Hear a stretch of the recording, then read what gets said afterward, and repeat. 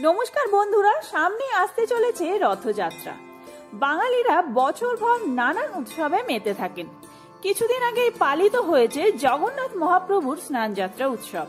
সেরকমই একটি অত্যন্ত গুরুত্বপূর্ণ উৎসব হলো রথযাত্রা, যার আর হাতে গোনা কয়েকটা দিন বাকি। ভারতের ওড়িশা ও পশ্চিমবঙ্গে মূলত এই উৎসব বিশেষ উদ্দীপনার মধ্য দিয়ে পালন করা হয়ে থাকে।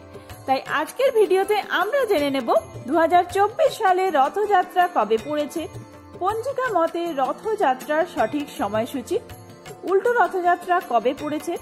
এরপর জেনে নেব রথযাত্রার দিন কোন কোন কাজগুলি করা অত্যন্ত শুভ এবং রথযাত্রা কি আর কেন তা পালন করা হয়। তো চলুন বন্ধুরা, দেরি না করে ভিডিওটি শুরু করা যাক। যদি আমার চ্যানেল নতুন হয়ে থাকেন অবশ্যই চ্যানেলটি সাবস্ক্রাইব করে এবং ভিডিওতে একটি লাইক করে শেষ পর্যন্ত সাথে থাকবেন।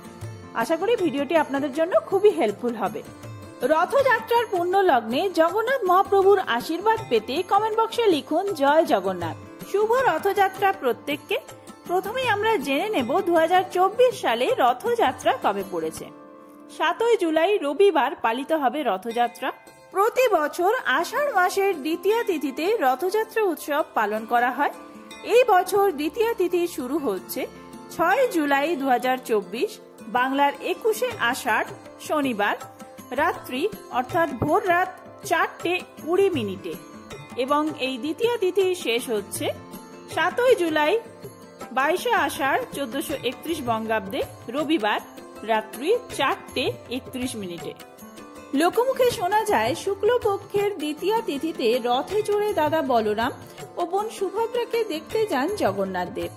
সেই উপলক্ষে ওই তিথি মেনে গুন্ডিচা মন্দিরে জগন্নাথ দেবের রথযাত্রার আয়োজন করা হয়। এই যাত্রাকে সোজা রথযাত্রা বলা হয়। এরপর ঠিক 7 দিন পরে মন্দির থেকে দেবতাদের ফিরতি যাত্রাকে উল্টো রথযাত্রা বলা হয়। যদিও মাসির বাড়ি যাওয়া নিয়ে রথযাত্রার আরো একটি পৌরাণিক কাহিনী শোনা যায়। আমরা ছোটবেলা থেকে শুনেছি যে জগন্নাথ দেব মাসির বাড়ি যান সোজা রথযাত্রার দিন এবং উল্টো রথযাত্রার দিন মাসির বাড়ি থেকে আবার নিজের বাড়িতে ফিরে আসেন। আর তখন উল্টো রথযাত্রায় বৃষ্টি হয়, কারণ জগন্নাথ দেবের মাসি নাকি কাঁদেন। তো চলুন এবার জেনে নেব যে উল্টো রথযাত্রা কবে পড়েছে। 2024 সালে উল্টো রথযাত্রা পড়েছে 16 জুলাই 2024, পয়লা শ্রাবণ মঙ্গলবার। এবার জেনে নেওয়া যাক রথের দিন কোন কাজগুলি করলে আপনার ভাগ্যের চাকা ঘুরবে।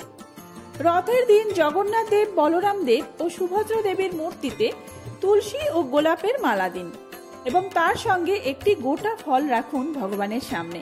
তবে মালা নিজের হাতে তৈরি হলে বেশি তাড়াতাড়ি ফল পাওয়া যাবে। এই দিন যে কোনো শুভ কাজ করুন, যেমন ভিত পুজো থেকে শুরু করে গৃহপ্রবেশ বা কোনো নতুন দোকান কিংবা নতুন অফিসের উদ্বোধন, যে কোনো শুভ কাজ করতে পারে। জানেন কি রথযাত্রা কেন বের হয়? ধর্মীয় বিশ্বাস অনুসারে রথযাত্রার সময় জগন্নাথ দেব, বলরাম দেব এবং মাতা সুভদ্রা দেবীকে রথে করে গুন্ডিচা মন্দিরে নিয়ে যাওয়া হয়। এটা বিশ্বাস করা হয় যে গুন্ডিচা মন্দিরটি ভগবান জগন্নাথের মাসির বাড়ি। 3 ভাই বোনই এই মন্দিরে 7 দিন বিশ্রাম নেন। এরপরে আষাঢ় মাসের শুক্লপক্ষের দশমী তিথিতে জগন্নাথ, বলভদ্র এবং সুভদ্রাকে মন্দিরে ফিরিয়ে দেওয়া হয়। জগন্নাথ তার বড় ভাই বলভদ্র এবং বোন সুভদ্রার সঙ্গে পুরীর জগন্নাথ মন্দিরে এসে উপস্থিত হন। রথযাত্রার সময় 3 ভাই বোনের বিগ্রহকে রথে করে নগর ভ্রমণে নিয়ে যাওয়া হয়। যে বা যিনি ভগবান জগন্নাথের রথ টানেন 100টি যজ্ঞ করার সমান শুভ ফল লাভ করেন তিনি। এই যে সোজা রথযাত্রা থেকে উল্টো রথযাত্রার মধ্যে যে শনি ও মঙ্গলবার পড়েছে, এর মধ্যেই বিপত্তারিণীর পুজো রয়েছে। এই বিপত্তারিণীর পুজো নিয়ে ডিটেলসে ভিডিও আসছে, সেই ভিডিও দেখার জন্য অবশ্যই চ্যানেলটি সাবস্ক্রাইব করে এবং এই ভিডিওটি কেমন লাগলো কমেন্টে জানিয়ে সাথে থাকবেন। খুব তাড়াতাড়ি নতুন কোনো ভিডিও নিয়ে আসছি। ধন্যবাদ, সবাই সুস্থ থাকুন, ভালো থাকুন।